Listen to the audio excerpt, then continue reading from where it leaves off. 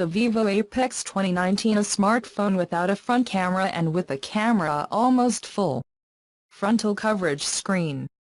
The silver back, with 2 camera lenses and an LED flash. In addition, there was no button on the sides, on the top or bottom.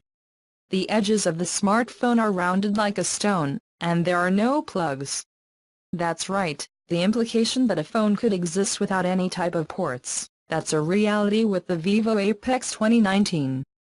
This is the world's first smartphone without a port. It is based on wireless charging and wireless connectivity in all things.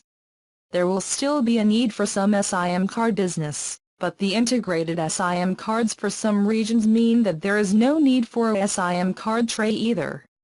Here is a fingerprint reader on the front that is hidden in / below the screen. This is a technology similar to what we have seen in devices like the OnePlus 6T. This device is almost on the verge of perfection, if it is a smartphone without ports and with a full front coverage screen. The front of this phone still has a bit of chin to allow the connectors to move from the screen to the rest of the phone, but all that will disappear within a year or two.